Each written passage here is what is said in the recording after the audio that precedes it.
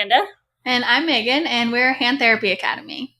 Well, welcome, Megan. We have Megan here with us. She is a hand therapist at one of our outpatient hand therapy practices in the Phoenix metro area. She has been a therapist for 4 years and last year became a certified hand therapist. So, welcome, Megan.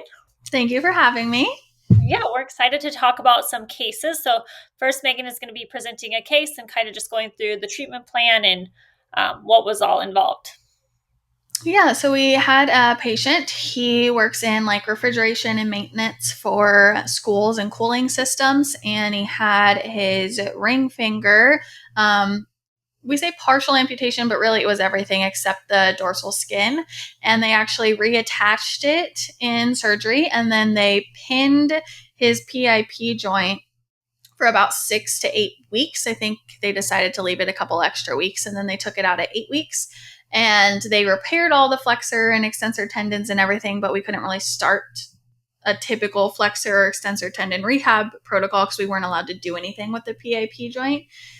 Even after he got the pin out, they were really cautious about mobilizing the PIP joint. We could only do active motion. So for a few weeks, we were really focusing on how stiff and swollen his hand was and getting the long finger and the small finger moving, which were very stiff. And then finally, we were allowed to start kind of putting more pressure on the ring finger and really just cranking as hard as we could to get everything moving passively so that we could prepare for his next surgeries. So they did an extensor tenolysis and a capsulotomy to the ring finger PIP joint.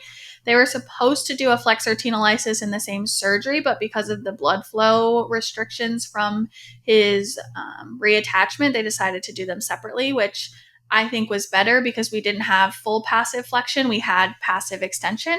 So he came in, we started stretching him the day after surgery every day for 2 weeks.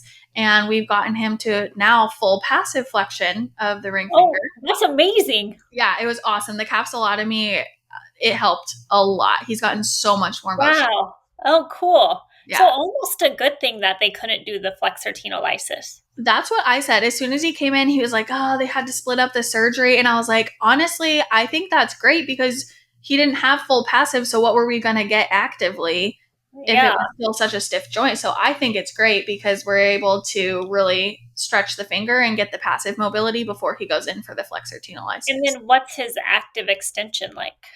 His active extension is getting better, but not great, in my opinion. I think partially because the patient cares more about flexion.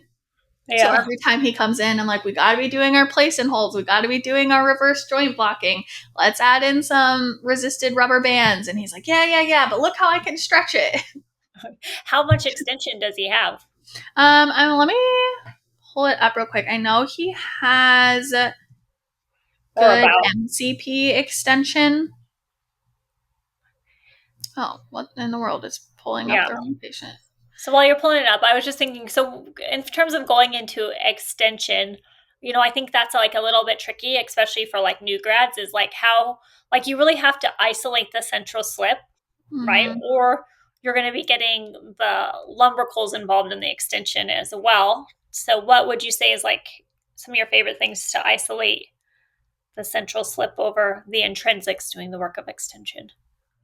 I like to, so for him, sometimes when we block him in full MCP flexion, it doesn't feel like it's activating. So I'll kind of block him like part way so that the MCP isn't fully taking over the extension when we're doing joint blocking. It's still forcing pull on the PIP joint, but he doesn't have the intrinsics ability to just like take over in an intrinsic plus position. Oh, okay. And then I have him doing resisted rubber band. I really like that for putting the rubber band on the fingertips so that it doesn't really help if you only extend your MCPs. You have to extend everything. Right, because you have to take out the EDC. Yeah, that makes sense. Yeah, that's what we've been doing the most. He's actually due for progress note soon, so we don't have a ton of measurements other than right after That's okay. I surgery. was just kind of curious about, But like, what do you think when you unfortunately, eyeball it? Like, how is when it? I eyeball it, personally, I'd like him to be having more, considering we're a couple weeks out from the tenolysis. His MCP extension is good, but I would say he's still got at least a 30 to 40 degree lag at the PIP, and then some lag at the DIP as well. And then what about doing, or have you thought about doing an RMO for him to get the extension?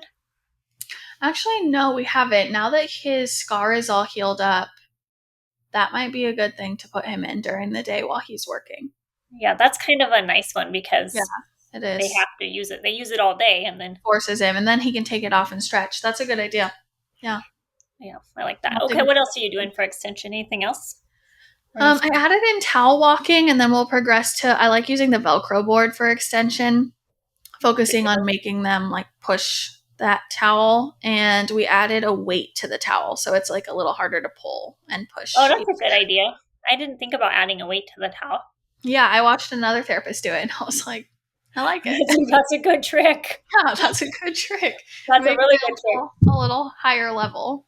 Yeah, no, that's all. Especially for pulling in. I think for pushing out that'd be hard, but once you pull in, that would be great. Um, my other question for you, I think, and this is something that's often debatable, is if you should replant the digit or not, right? Like, is it worth going through all the steps and the work? And I think it depends on how good of an outcome you get. But a lot of times I've seen where they just opt to not replant the digit.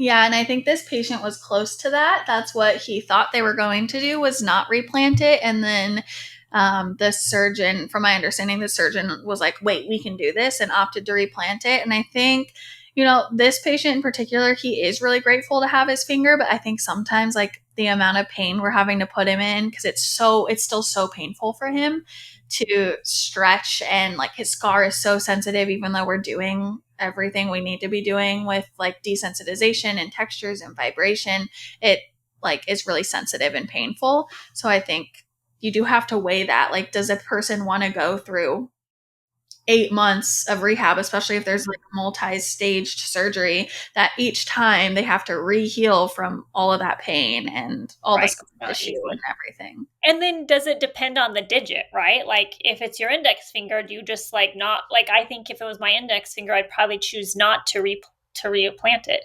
Yeah, I think it does depend on the finger, because that ring finger, especially with his job, I think that like using tools and stuff, it is going to be kind of important for grasping things and not dropping things. But I feel like an index finger or even a long finger, if they can do like more of a ray amputation with it, Yeah. it might not be worth it, depending on when you want to get back to work, how important it is to you. Right. Because I mean, in theory, you could go back to work much sooner if it wasn't replanted, you know? Yeah. Yeah. And if they did a ray where they could move the small finger over. Mm-hmm. Yeah. But he is, I think, going to have some use of it. I will say, when we hadn't done the tenolysis, we were doing a lot of strengthening, a lot of remobilization, a lot of scar work, and I was like, I think this ring finger might just be in the way. Like, it was starting to Yeah. look like it wasn't really going to be helpful. So I'm really surprised by and grateful for the outcome we've gotten with the capsulotomy, because otherwise I think it would be a case where it's like, is this really more functional if he can't move the ring finger and it's just there? Yeah, that's true. And like it's good that, at least he has the opportunity to work at it and see. I guess you could always go to amputation later, which I've seen where they've replanted it and it didn't work out and then, 9 months later they're getting it amputated. So, and I think that's like almost harder in a lot of ways, but Right, because then you've tried for so long and then you have to get it amputated and keep going to therapy for the amputation. I feel like it just extends out the process. yeah, it does. But Interesting topic. Okay, Megan, well, thank you for sharing that case. you're welcome. Yeah. So if you want more info, if you want to share your own cases, please email us info@handtherapyacademy or reach out to us on Instagram @handtherapyacademy.